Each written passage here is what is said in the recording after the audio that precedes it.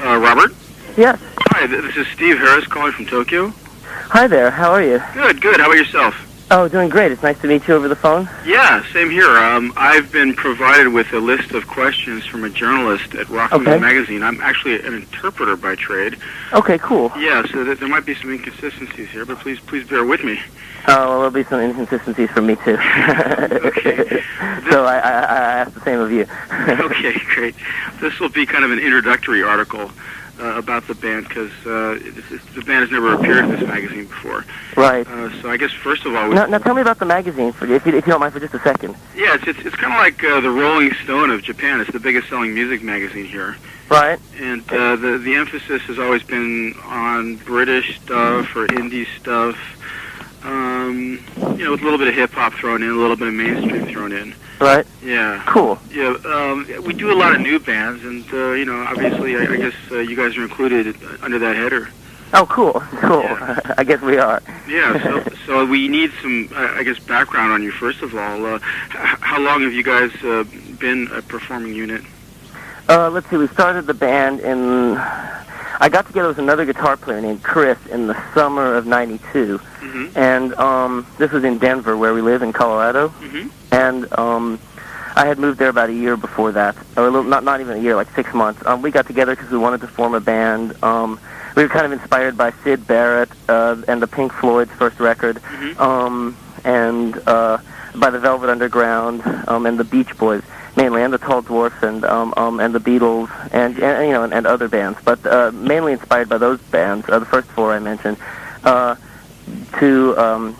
wanted to do we didn't hear any bands that sounded like those bands, not like them, but had the elements of those bands that we really liked. And we thought, we can recognize these elements, we can play them, we have great songs, we should have a band. And so we got together and started writing some songs and playing. That was Chris, the guitar player, and I. We had very similar guitar playing styles, and so it was really good for us. And then our friends Jim and Hillary joined a little later on, and by the end of the year, I think we played our first show at the very beginning of 1993. And that was at an open stage in a bar, where you just, open mic, where you go up and they have... you perform a few songs for the people, basically, and mostly it's acoustic artists, but we went up there and Hillary had a toy drum set, and we had our loud guitar amps, and we played some songs, and then we played again in a coffee house like a month later, and with, in front of almost nobody except for my parents and my little brothers. And then, we went on and played a few shows. Over time, Chris left the band, and Jim left the band, and now we play, then we started playing a lot about... probably the end of '92, or the end of '93. I started playing pretty often, and since then we've been playing a lot. We started touring in '94, and we toured a couple of times that year. We toured a lot last year, and we're touring a lot this year so far. And that's our playing history. If that was, specifically your question. I see. Okay. So when exactly did you quit your day job? We live very, very humbly, and fairly simply, as simple as one could live in a city in the modern day, I guess. And so we would, we always worked part time, and then when Spin Art, none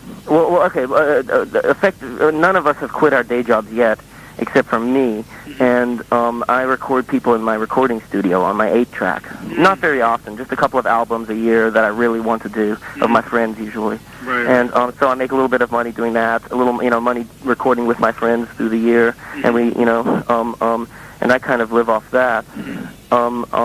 Hillary works, from time to time, John works, and Eric works. And so we haven't gotten to quit our jobs yet. I see. Hopefully soon. What's the average age of the band? 25. 25. So you were inspired mostly by bands who were maybe popular about the time you guys were born, then, or even before that.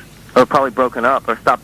All of the records that we love the best for for most of us put out before we were born. John is 29, and even before he was born, most of the records were the best record, what we consider to be the best records, came out about when he was born. And so he was very lucky to have come out of that. We just missed it.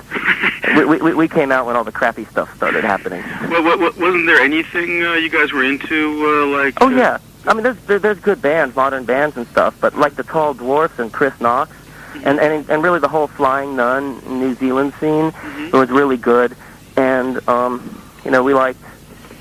I mean, there aren't a lot of bands, to tell you the truth. Dinosaur Jr., Hillary and Eric and Jim were all really into punk rock. I've always really just been into old music. Mainly 60s, psychedelic, swing, big band, that kind of stuff. I like a lot of music from the early 80s, from when I was a kid. A lot of the British stuff, kind of pop stuff, the kind of sort of psychedelic stuff, and, that kind of stuff. And we liked REM in high school, some of us, and that sort of thing.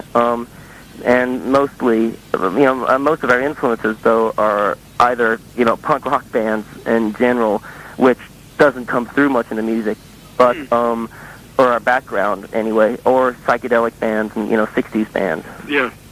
And to a smaller degree, like, Hoagie Carmichael and George Gershwin and that kind of stuff, like older music, on the songwriting. And I guess it's just sort of a tangential note to what's going on today. You guys have all gathered at the home of Hillary's parents' house or something? Yes. It's our first day off of this tour. We've just been out for exactly a week, and we played 7 shows in a row. And so we've never done that before, I don't think. Maybe we have. I don't know. I can't remember. Anyway, we really need a break. So we just, John and Eric and I and our friend Patrick, who is, Eric plays bass and John plays guitar in the band, and just to give you background. And Patrick is our friend who is, he helps us and helps us organize our stuff and kind of, I guess, the tour manager and pal. And we were just walking down the railroad tracks throwing stones at some old electric wires and stuff, and it was very relaxing. Now they're playing Frisbee outside. Hillary's been hanging out with her folks, and that was our day today. Oh, I see. Right. And tomorrow we have to go and play another show. So when you guys have time off, you still spend time together? Oh, yeah, of course. And usually even on the days that we have shows, we'll go somewhere nice along the way and not, spend time by a lake, go climb around on some rocks, go to a forest, go to, sightseeing, go to whatever, especially if we're on the, on the coast. There's a lot of really beautiful places by the ocean. We'll go to the beach, we'll wake up near the beach, we'll go to the beach in the morning, then drive to a show at night. We do that almost every day. And, go see things. It's really fun. Right now we're going through the Midwest, which is more, there's a lot of beautiful things, not like touristy things, like in California, or like we went to go see Plymouth Rock, or just little things all over the country, little landmarks and things, historical sites, and mostly we like beautiful natural locations, I guess. We were and we went down and skipped rocks down at this river under this railroad bridge just a little while ago. It was very, very, very fun. Then we had to rush back because I realized it was time for me to talk to you. So it's kind of an idyllic lifestyle right now. Well, sometimes. I mean, it's hard when right now this tour we haven't really been able to spend so much time going to see sights and stuff during the day because we've had to drive large distances and go from show to show. Go from show to show every night, and so it's pretty much drive, get there, set up, go mess around town for an hour or two, or just play video games or something in the bar, then play, then drive a little bit, get a motel, wake up, drive. Yeah, we've been doing a lot of that. It's not quite so gratifying, but playing the shows is always fun. And so I guess that's one really gratifying thing every day, but at the same time there's not a whole lot of time off. So it's very valuable to have these days off. It's nice. Is there ample time to pursue creative activities, to actually write new material? I always kind of have songs going through in my head, but there's not as much time as I would like to sit and play guitar and sing by myself, work things out. We're busy recording an album right now, and so it's hard because, I'd like to be recording at home, we all would, and on our 8-track. And, we're out here touring, and so I've got these big plans going through my head for the record. And at the same time, I like to read a lot and try to relax in the van, meditate, that sort of thing. and it's, but, gosh, I lost track of the question. Which I mean, not the general subject, but the specific prompting. About having, whether you have time to actually pursue creative activities. That was right. Yes, I mean, not really on the road so much. I'll be working on songs here and there. I'll pull out the guitar sometimes. In the hotel room, I'll have an idea. It's mostly when I have an idea and I absolutely have to play the guitar. That's really it, because there's not time for me to just sit around and play. Right. I don't even get to do enough of that at home because I'm recording so often with other people or with our band and trying to and practicing and stuff like that. Right. But I just bought a little portable 4-track recorder. It's a little it's a little like Walkman 4-track. It's an old one. I guess it never caught on. I can't figure out how to use it on more than one track. And so but I know that when I get back and I can find somebody to show me how to use it, I can. That'll be really fun for on the road, just for coming up with ideas, harmonies. Put down a guitar, then in the car, instead of having just a little handheld dictation recorder, I can, which I usually will hum in the vocal line, then I'll hum in the harmony after that. Now I can put them at the same time. Well, not now because I haven't figured it out yet. Right. And you guys are using like instruments like the theremin and the moog, and I guess we call it a moog rather. Right. I would call it a moog too. I don't know whether to call it a moog or a moog. I call it a moog, but I think it's supposed to be pronounced moog. Okay. Well, let's call it a moog for the time. Yeah, I will. You guys are using analog sort of, stuff that was considered cutting edge maybe 30 years ago. Right. I love those things. It's great. What exactly is it about those things that thrill you? Well, I guess a few things. I guess the first thing is that my first instrument was an analog synthesizer. It was a little Moog that was put out. It was a little Moog synthesizer that was. You could pretty much. It was mainly. You could make musical notes, but it was pretty boring. It was monophonic. No, it was polyphonic, but the sound effects, the synthesizer part was monophonic. The only thing that was polyphonic was that you could play more than one tones of this beep, but only one of them would actually sound like a synthesizer. Do you know what I mean? Like if you play a chord, you'd hear the chord, but the chord would sound like you're playing it on a Casio, except that one of the notes would be going, but it's kind of crappy, so it was mainly good for sound effects. And I used to make recordings on my boombox. I would do little ping-ponging multi-track recordings. This was when I was, say, 12. I got it for my 12th birthday. I got a Moog and a boombox.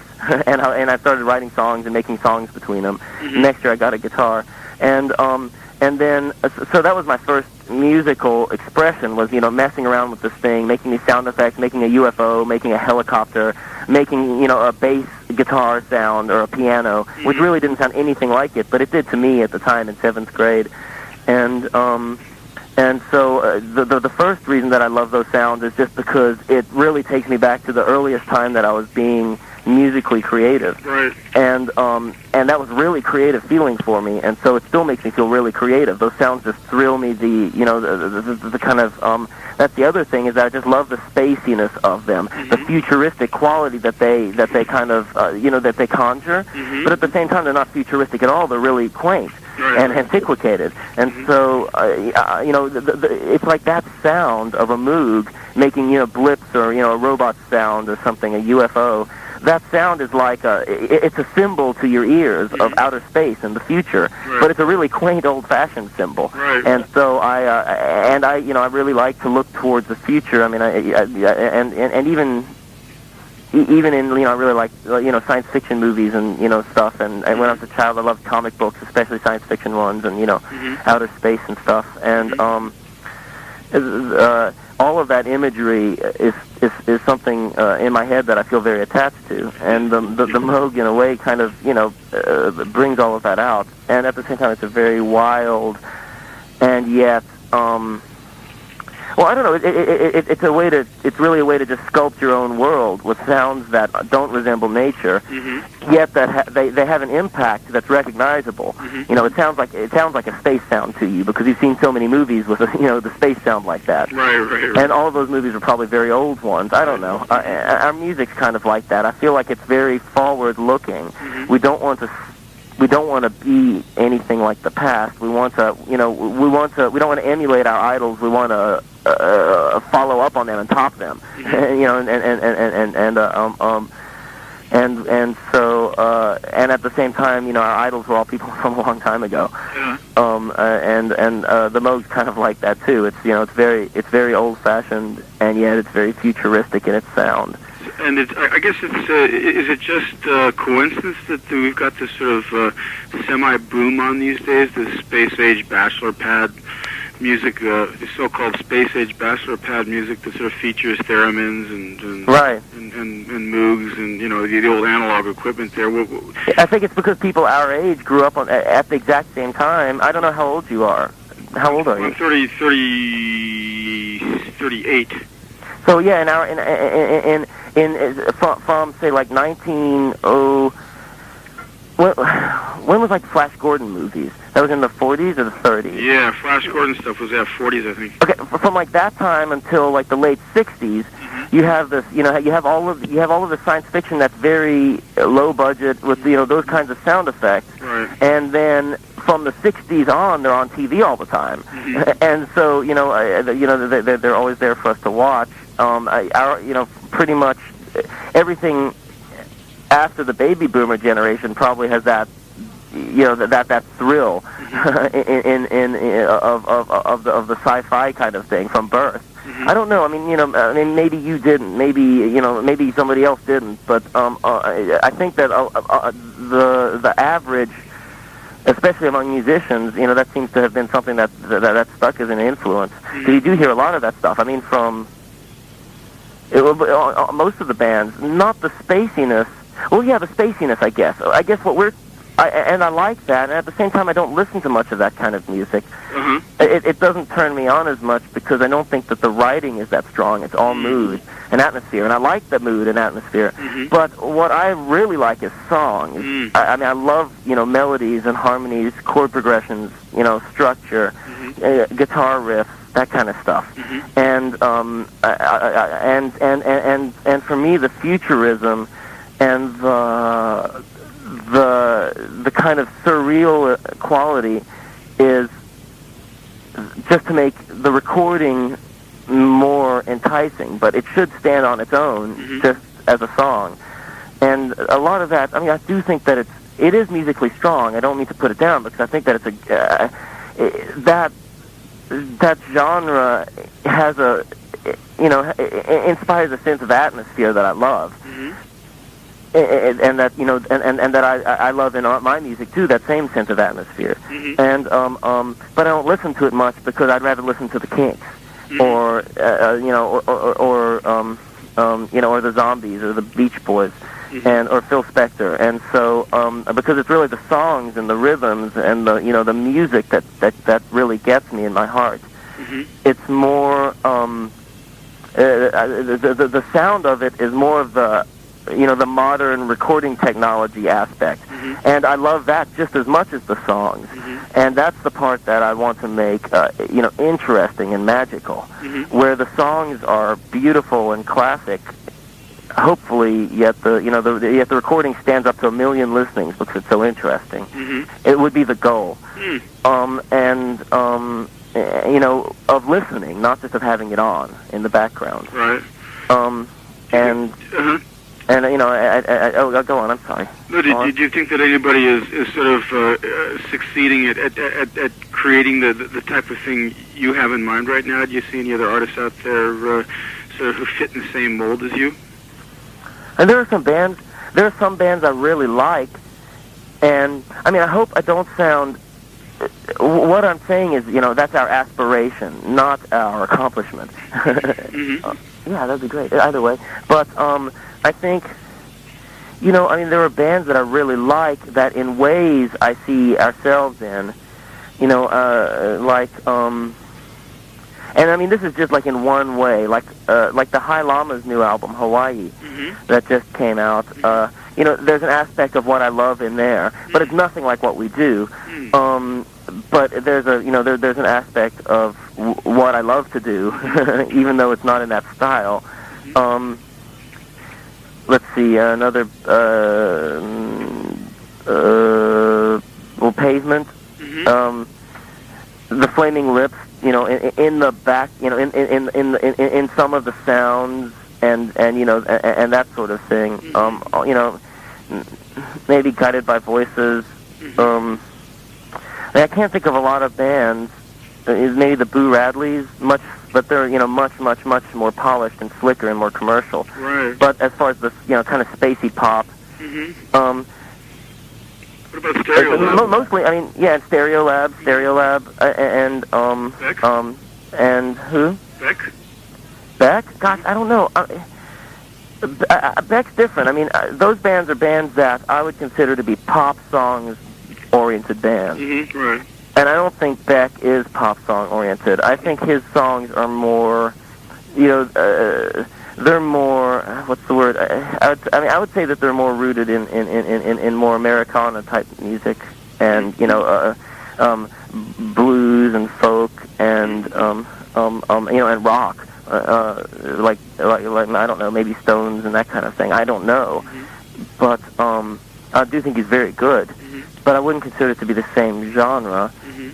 The bands I named, I guess I would. They're pop, and that's what I guess overall I would say that our music is pop music. It's you know at the bottom, you know, it's rock music, but it's mainly pop music because the song is the emphasis, not the how much the band rocks out. Not the guitar riff, you know, not the sound, not the atmosphere that it conjures up, you know, not even the harmonies and the embellishments. You know, those are although those are all very, very important elements. It's not the most important thing to us. It's it's the songs and the sentiment, and which is the same thing that really moves me about classic songwriters and the songs that I love.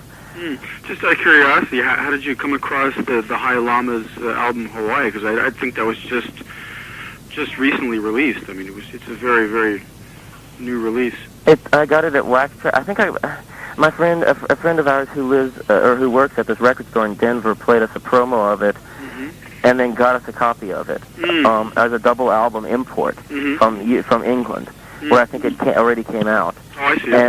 And it was like, $20 or something. And I got it on vinyl, and then it came in on CD, so I got it on CD too because my record player was skipping a lot, and I really wanted to hear it all the way through. And so, and it's oh, that's fine. And so you've got friends looking out for you and kind of turning you on to to new stuff that comes out that I would like. Which I mean, it really and I mean I love things that when I hear something great, I flip out because there's a lot of really good music, but I would rather listen to the Beach Boys than something less good. And so there aren't that many modern bands that, I mean, I love to listen to bands. Usually the best bands I hear nowadays are bands that we'll just like play with on tour that you might have never heard of, or that just have a couple of singles out. There aren't a lot of bands in the last 25 years that I would consider, there have maybe been as many bands in the last 30 years that I would consider to be of just huge greatness as there were in the 10 years before that. Right. And maybe, and probably not. No, I don't think so. Probably not. And most of those bands have been around since the 90s. I mean, in my opinion, almost all of those bands have been since probably 1990 or 91 that their records have come out. For the bands that I think of our time have been, of our generation, I guess, have been really classic bands. And not just of our generation. I don't think. I mean, in the 80s, there were some really, really great bands that I used to listen to when I was a kid, and so I guess I can't say. But I don't listen to them anymore. They're not in the style of music that I listen to anymore. They didn't hold up for me for repeated listenings, although for other, my friends, other band members, they do. So I'm speaking for myself in that way, because some of our favorite bands, when I say our, I mean other members of the band, do come from the 70s or the 80s or the 90s or before. But for me, the bands that have really struck me as being great pop bands. That's the thing. I mean, I'm talking about something that only has really had a resurgence in the last 5 years. Before that, it died around 1969 or 70. That was just pop. Right. In all of its aspects. It was around for about 50 or 60 years. It died, and now it's starting to come back. Right. And so, except in the most crappy, commercial kind of bland form, which it survived. it's just coming back now as because I guess people have worn out a lot of the possibilities of the band, just as a band, just all the various combinations you can put your instruments together to make it interesting. Now we have to put them together into chords and structures and melodies again, even if it's just 2 or 3 chords, like Wild Thing, which is the best kind of combination, plus a really great melody, and that's. So I guess I can't for the music that I love. There wasn't that much through the 70s and the 80s, and so I guess so I'm in no way knocking those periods, because I know that my friends love a lot of bands. Right. So Robert, we're running out of time here. I'm sorry. So it's quite all right. Let me just kind of wind this down now. Okay. I was wondering, do you think there's a place for the Apples in stereo in the mainstream, or are you guys more of a niche band, a cult band? Honestly, I honestly think that we should be on every radio station and, pipe through the supermarkets, on TV. I would like to see the music there, because I think that the songs are catchy, they're universal, they're positive. And, my aim would be that they're the kinds of songs that little girls and boys could listen to, teenagers could, would love, indie kids, classic rockers, baby boomers, and grandparents would love. That anybody could say, oh, that's nice, or that's really good. I'm surprised, that's really good. I don't usually like this, or maybe I do, but that one's really good. And that kind of universality is what we strive for in our music. It's just sad that right now we don't have access to the mainstream, because I'm not trying to say that I want to aim to be any more commercial in the sense that you would pander to the public, but I believe that the music that we make is of a quality that anybody could enjoy it, and that everybody should. And so I would say we don't aspire to be famous, we don't aspire to be rich, we don't aspire to be rock stars, we don't aspire to be heroes. We aspire to be for the songs to survive past the time of our band, maybe past our lifetimes. Right. And that's that's our biggest goal. And so I would consider that to be the mainstream over the period of time. And that's what we want. I guess what we'd like to stand. All right. Well, that makes sense. And I thank you for your time. I think that there are other interviews and stuff scheduled, so I'll let you get going then. And and your name's Kevin? No, my name is Steve. Oh, Steve. That's right. And once again, this is for Rocking On Magazine. Right. Yeah, okay, cool. Yeah, so I wish you guys the best of luck, and I thank you so much. It's so nice to talk to you. Yeah, same. I hope you can make it out here someday. We're going to be out there. We're going to be there on July 17th. Oh, really? What sort of a deal? We're going to tour for about a week or about a week and a half probably, and then we're going to be there again towards the end of August for about the same amount of time. So we'll be there twice over the summer. Why are there two different schedules? I'm not sure. The second one isn't totally firm. It's not confirmed yet, but I believe that it's just two different promotional swings. I'm not sure the reason yet. I see. All right. Well, but we're very excited about it. Although I'm terrified of flying, I'm so scared. I'm so scared. We've always wanted to go to Japan. You're really lucky. Great. Well, you like it? Well, yeah, it's a lot of fun out here. All I can tell you is flying is a very good alternative to taking a ship. It is. It would take you a long time to sail to cruise out here on a ship. Do you think you could do it? It would take a while. I mean, it takes quite a while to cross the Pacific Ocean. Like a month? Probably not a month, but I mean, yeah, it would take a couple of weeks, I think. But it wouldn't be so bad. Yeah, maybe not, but at least on an airplane, you can do it in about 8 hours from. That's true. 8 terrified hours. Yeah, forget about it once you're on there, though. So yeah, don't worry too much about it. So anyway, I hope I get a chance to see you when you come out here. Thank you very much, Steve. I really appreciate your talking to me, and please tell whoever the writer of the article is, thank you from me. All right. And thank you for being interested. Okay, well. And I really appreciate it. Have a great day or night or whatever it is there. Yeah, you too. It was a pleasure to talk to you. Okay. Bye-bye. Bye.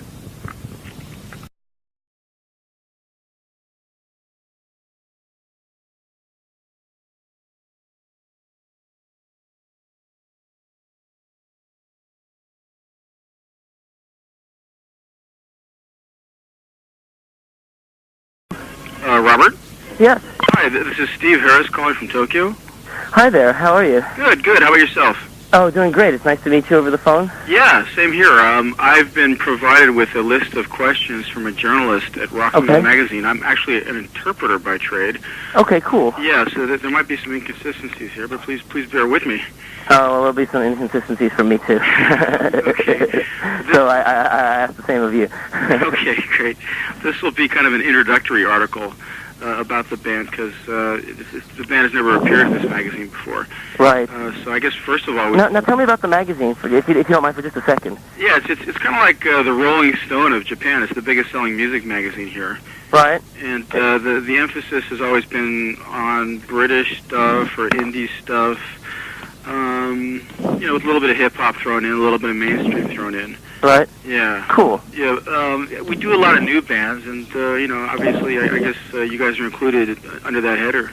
Oh, cool. Yeah. And so we got together and started writing some songs and playing. That was Chris, the guitar player, and I. We had very similar guitar playing styles, and so it was really good for us. Mm-hmm. And then our friends Jim and Hillary joined a little later on, and by the end of the year, I think we played our first show at the very beginning of 1993, and that was at an open stage in a bar, where you just, open mic, where you go up and they have, you just kind of, you perform a few songs for the people, basically, and mostly it's acoustic artists, but we went up there and Hillary had a toy drum set, and we had our loud guitar amps and we played some songs, and then we played again in a coffee house like a month later, and with, in front of almost nobody except for my parents and my little brothers. And then, I don't know, we went on and played a few shows. Over time, Chris left the band and Jim left the band, and now we play, then we started playing a lot about probably the end of 92, or the end of 93, I mean. I started playing pretty often. And since then, we've been playing a lot. We started touring in 94, and we toured at Clerks. And so we haven't gotten to quit our jobs yet. Hopefully soon. What's the average age of the band? 25. 25. So I mean, you were inspired mostly by bands who were maybe popular about the time you guys were born, then, or even before that. Or probably broken up, or stopped. All of the records that we love the best for most of us put out before we were born. John is 29, and even before he was born, most of the records were the best record, what we consider to be the best records, came out about when he was born. And so he was very lucky to have come out of that. We just missed it. we came out when all the crappy stuff started happening. Well, wasn't there anything you guys were into like? Oh yeah, I mean there's good bands, modern bands and stuff, but like the Tall Dwarfs and Chris Knox, and really the whole Flying Nun New Zealand scene was really good, and we liked. I mean there were also times that year we toured a lot last year, and we're touring a lot this year so far. And that's our playing history, if that was, specifically your question. I see, okay. So when exactly did you quit your day job? Well, we live very, very humbly, and fairly simply, as simple as one could live in a city in the modern day, I guess. And so we would, we always worked part-time, and then when Spin Arts, none of us have quit our day jobs yet, except for me, and I record people in my recording studio on my 8-track. Not very often, just a couple of albums a year that I really want to do, of my friends usually. Right. And so I make a little bit of money doing that, a little, money recording with my friends through the year, and we, and I kind of live off that. Hillary works, from time to time. John works, and Eric, I guess we are. Yeah, so we need some, I guess, background on you, first of all. How long have you guys been a performing unit? Let's see, we started the band I got together with another guitar player named Chris in the summer of 92, and this was in Denver, where we live in Colorado, and I had moved there about a year before that, or not even a year, like 6 months. We got together because we wanted to form a band. We were kind of inspired by Syd Barrett and the Pink Floyd's first record, and by the Velvet Underground and the Beach Boys mainly, and the Tall Dwarfs and the Beatles and other bands, but mainly inspired by those bands. The first four I mentioned. we wanted to do I don't know, we didn't hear any bands that sounded like those bands, not like them, but had the elements of those bands that we really liked. And we thought, we can recognize these elements, we can play them, we have great songs, we should have a band.